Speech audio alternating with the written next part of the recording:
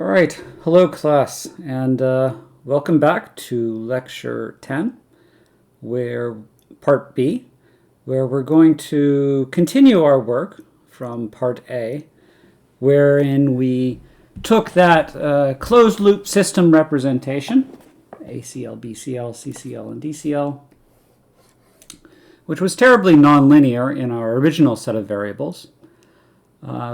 But fortunately, we were able to find a change of variables, a variable substitution, using the new set of variables AK, BK2, CK2, and DK2, which appear all over the place here, where our closed loop system representation is now linear in these variables. So that's a positive step. Here, in fact, we write out our closed loop system representation just to emphasize the, well, not linear, but affine nature of this relationship. So here's our variables. Those are, so this is, you can think of this as an aggregate variable. In theory, right, you could just take that as a variable itself, and it's a single variable, and we don't have four variables. But let's not take that step quite yet, because it's a little premature.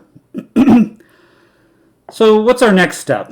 So normally at this point, in the optimal controller and estimator problems individually, we would apply a duality conversion to the KYP lemma for the controller synthesis, and we would just take the normal KYP lemma for the observer synthesis and do a variable substitution again, and in order to get a controller and an observer, an LMI. Unfortunately, we have a bit of a problem because we have to do observer and controller design at the same time. All right, so we can't. It's not going to be so straightforward. So let's look at what the particular problems are we have here. Right, so let's look at this system representation. So here's the part which depends on, so this is the controller part, if you like. And here's the observer part, right? And you can see that our variables, these are just the control variables, right, appear in both of these terms, which is actually unlike what we had for the KY, for the observer and controller individually, where we only had one of those terms showing up. And moreover, we've got, of course, these other variables, dk, showing up there. We've got, and this is in the middle, right? So it has something multiplying on the left and the right. So when we apply the KYP lemma, we're going to get some variables over here and maybe a variable over there.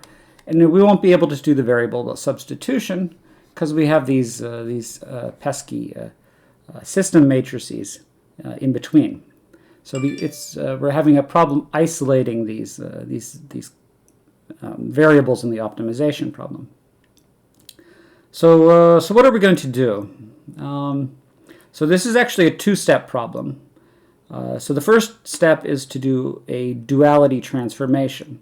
But we can't do a full duality transformation because that would mess up our observer design. Well, it would fix our controller design problem, but not our observer. And so what we're going to do instead is some kind of half-dual transformation. So a duality transformation which is only going to affect the controller parts while leaving the observer parts more or less unmolested. Right? So how are we going to do that? Well, that's the subject of this part of the lecture. Right. So to do a half-dual version, right? So remember what the dual variable is. So the primal variable, right, is a positive matrix X. And the dual variable is typically the inverse of that positive matrix X. So this is the dual variable. And this is the primal variable.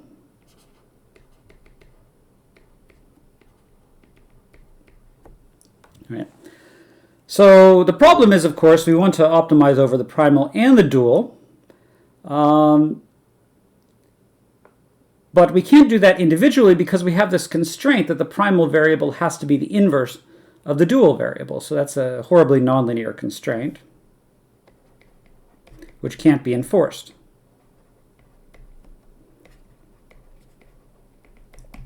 So how are we going to get around that? Well, conceptually, it's actually quite difficult. So the answer is that we are going to only use pieces of the primal and dual variable, right?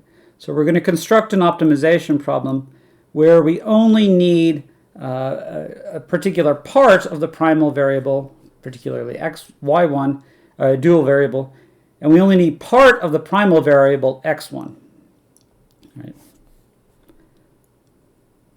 So this is the important part. So maybe I'll just outline it. And so those two parts, right? And we will be able to eliminate all the other pieces of these variables from the optimization problem. And how does that help us? Well, it helps us because if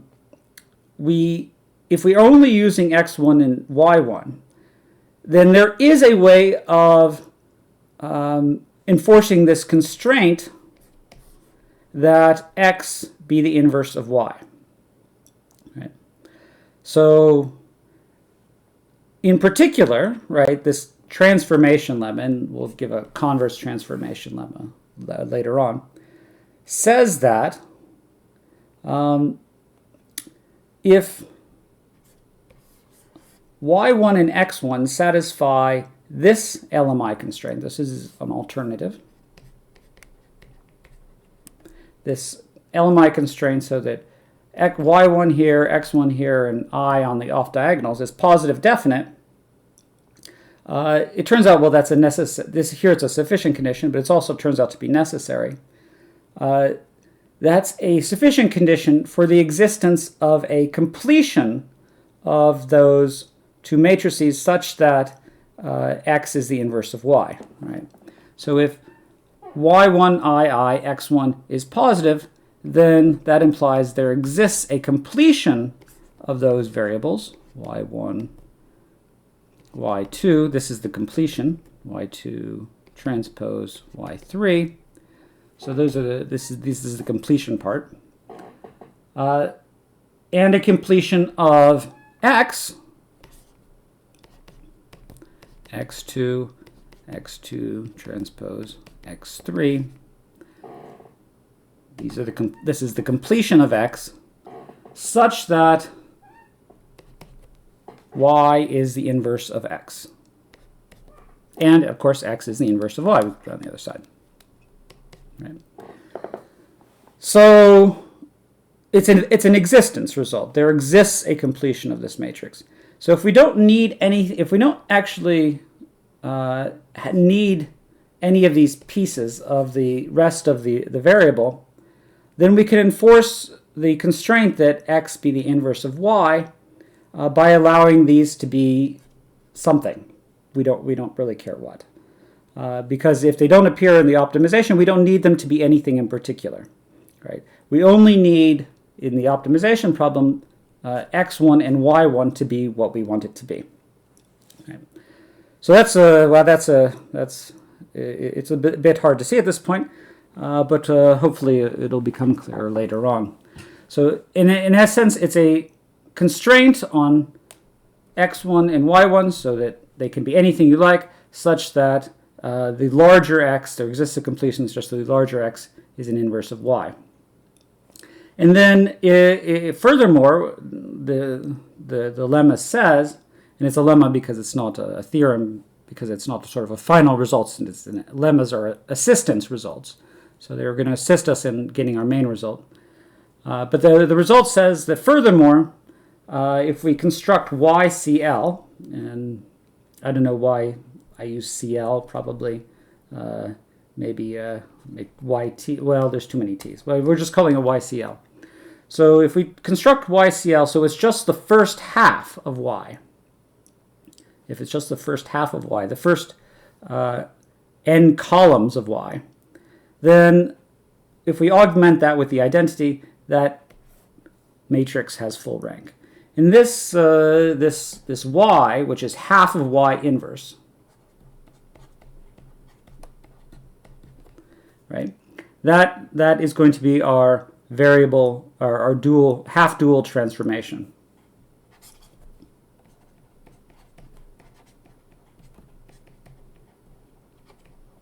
Right, so instead of multiplying the left and the right of the KYP lemma by y inverse, as we would in the controller synthesis case, we're going to multiply the left and the right by YCL. Right, so for example, right, if you remember, we had A transpose X plus XA just from the stability part, right? If we multiply on the left and the right by YCL transpose and YCL here, we're going to get something that looks like YCL A transpose XCL plus XCL transpose A YCL.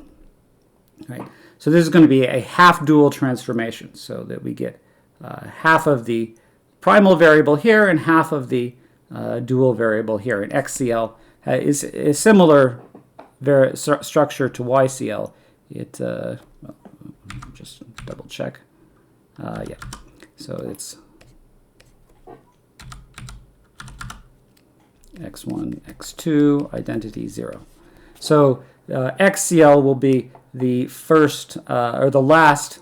Well, no, it's the first n columns or n rows of X augmented with the identity matrix. Okay. So again, half dual transformation in terms of YCL. Right, so how does how does the proof work? Right, there's several important properties to this proof, which I'll try and highlight as we go through it. Right. So suppose, right, and the assumption of the proof is that that y1 x1 ii is positive definite. Right. That's the only assumption that we have. Right. Since this is positive definite, we can apply the Schur complement to it, and so the Schur complement says, well, first of all, y1 and x1 are both positive definite because they're on the diagonal. Right. So the Schur complement says that this positivity condition is equivalent to the condition that x1 be positive, which we already know, of course, and if we apply the Schur complement now, y1 minus x1 inverse be positive. Right. So just the R terms are the identity matrices. So we just shift things to the other side of the inequality, and this implies that x1 inverse minus y1 is negative definite. Okay. So negative definite means full rank, so invertible.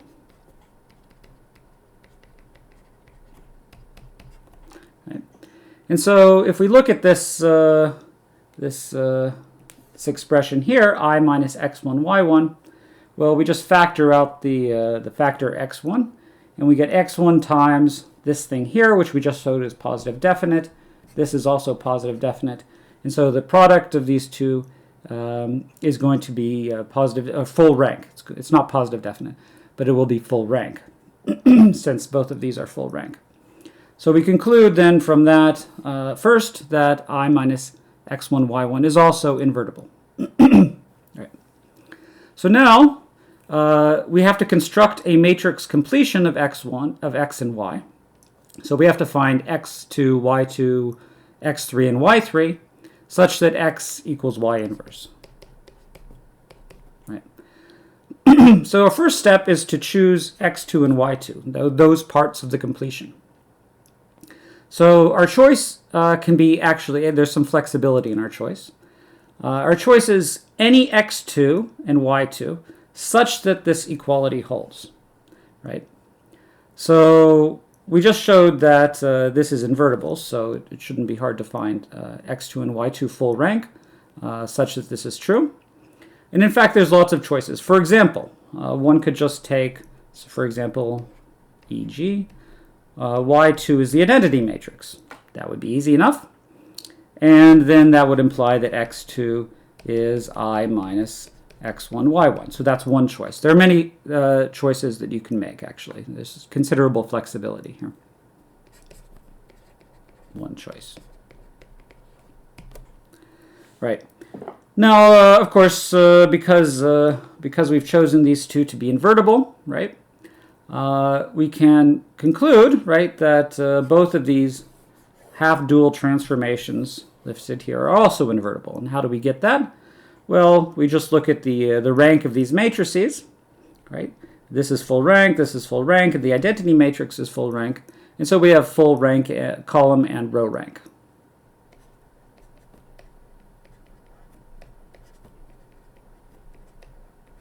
And of course, the same is true for x1. These both have full rank, identity has full rank, and so the result is also full column and row rank.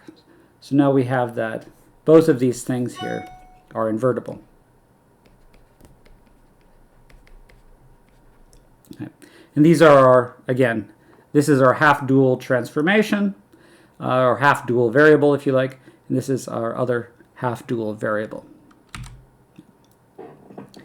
So in particular, we're going to, when we apply the KYP lemma, instead of just using x inverse I, applying that to the KYP lemma, as we would in the controller synthesis case, we're going to instead only apply half of that x inverse to the KYP lemma.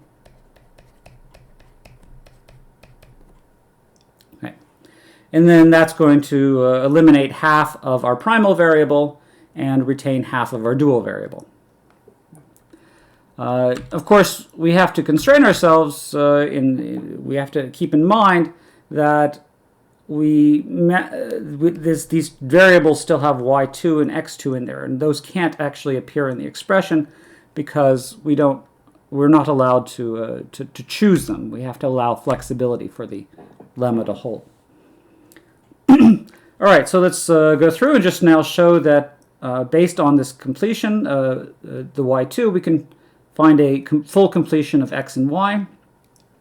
And in particular, we choose our completion as x equals YCL inverse, or YCL inverse transpose times XCL. And we choose our completion of y as XCL inverse YCL transpose. Okay. So remember, these are all full rank, right? And so the resulting primal completion and dual completion are also going to be full rank and therefore invertible. And of course, we need them to be inverses of each other. So to verify that they're inverses, we multiply them by each other and verify that we get the identity. So in particular, if we substitute in these values here we got here, that goes in there, and this goes in here. Then we get YCL inverse XCL, XCL inverse YCL.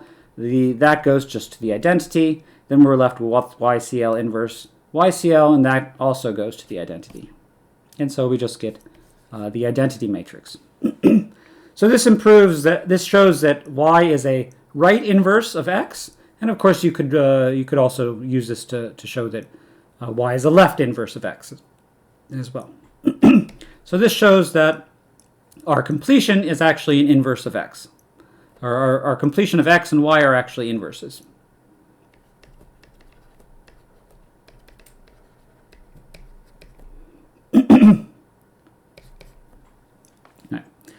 And we also have this relationship here you just multiply YCL on the left by here, and you multiply XCL on the left here, and you get these two identities. So that when you apply the half-dual transformation to X, you get the half-primal variable. And when you apply the half-primal identity to Y, you get the half-dual. But we actually don't use this very much, so we can just ignore that. But this becomes very important.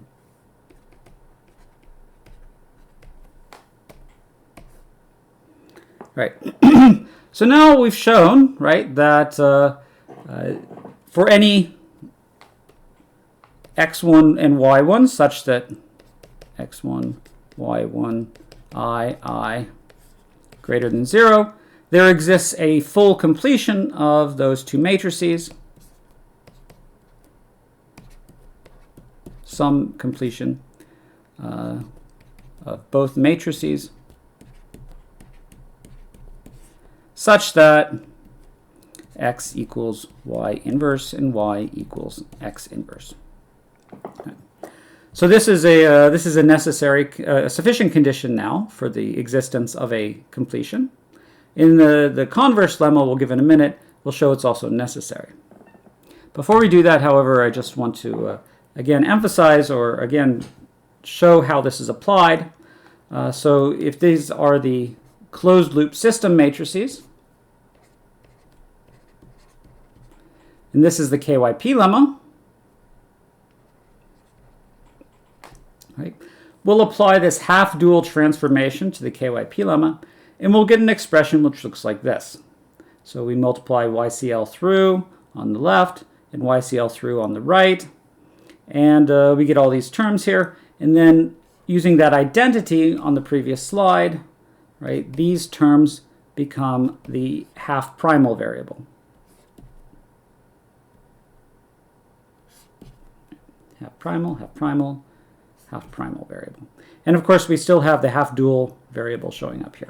So, primal, primal, primal, primal, dual, dual, dual, and I think that's, did I get them all? Yeah, no, there's one, right?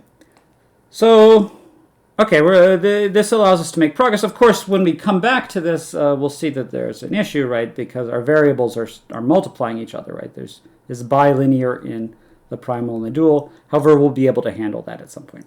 But we're not going to go over it quite yet.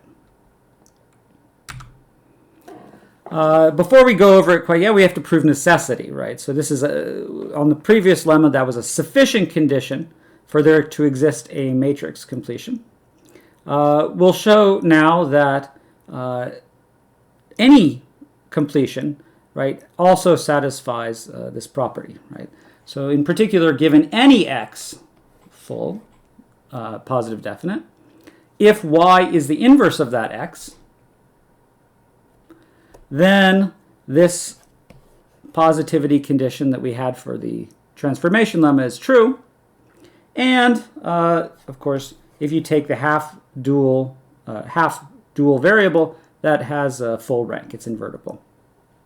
Right. So this will allow us to show that this is a necessary and sufficient condition for the existence of a matrix inverse completion.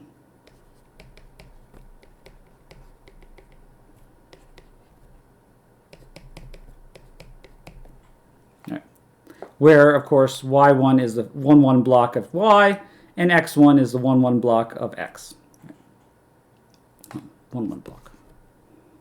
And 1-1 block.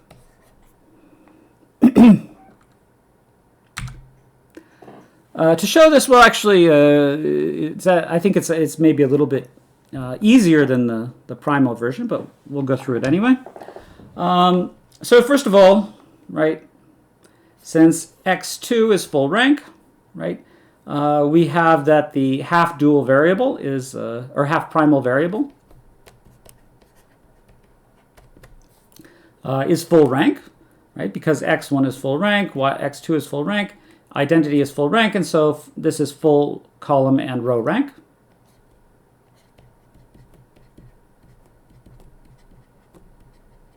Right.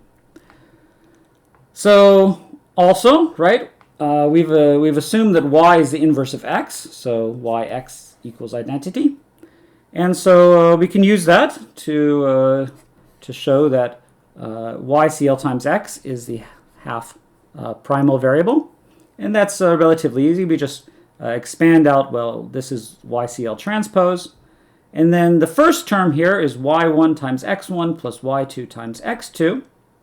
But that's actually just the first half. So if you made this y2 transpose y3, this would be the identity matrix, right? And so these are just the first two. This is the first rows of the identity matrix. And so this times this row times this column is identity, and this row times this column is 0, right? By the assumption that yx equals identity.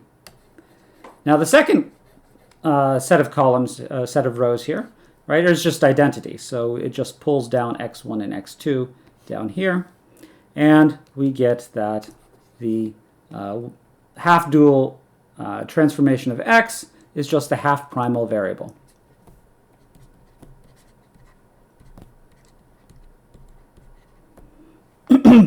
So what does this show? Well, it shows that if we now multiply this whole thing by y, which is the inverse of x, well, x disappears, so YCL equals this, and we apply it now here, y shows up over here, and y shows up over here, so that we have the other identity that we were looking for, that XCL times the dual variable is the half primal variable, or half dual variable.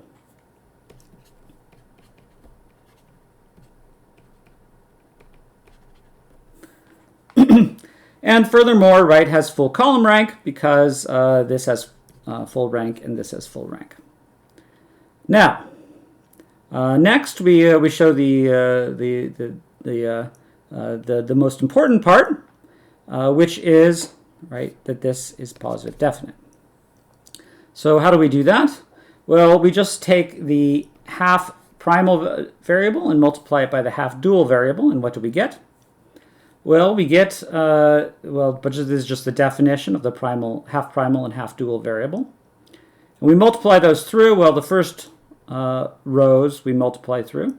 That's just repeats whatever's here, so that just gets shifted there and there.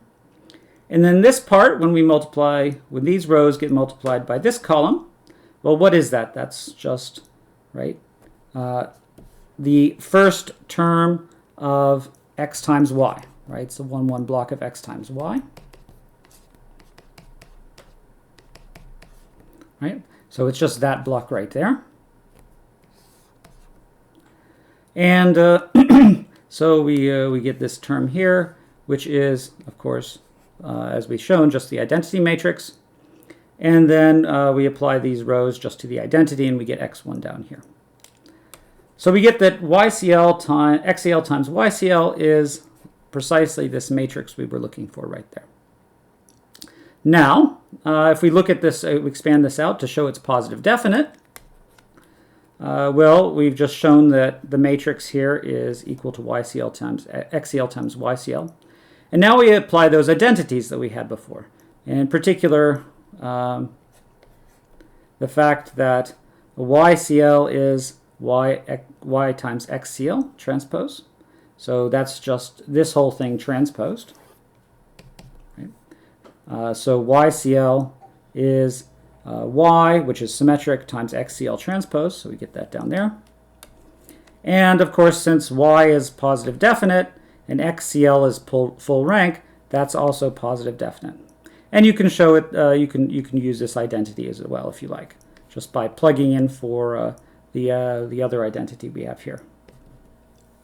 So, but we actually don't need that to show positive definiteness, so it's not really necessary.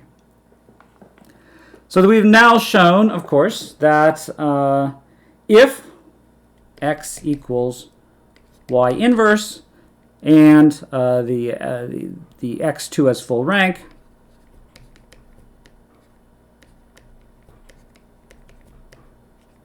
then we have x1, y1, I is positive definite.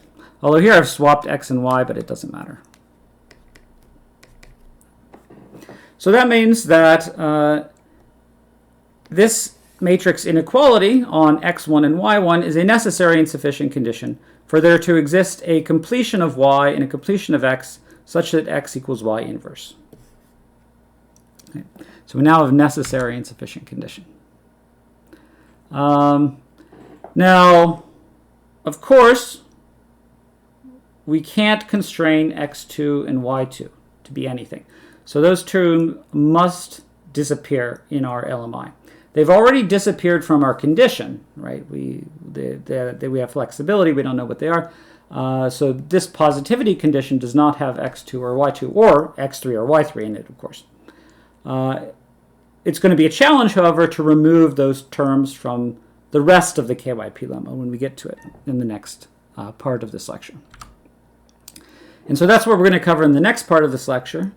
Before I get there, however, I will pause and give you a chance to recuperate, because this is a rather long, if not particular, well, a long and a bit tedious series of algebraic manipulations, but I think it's relatively easy to understand.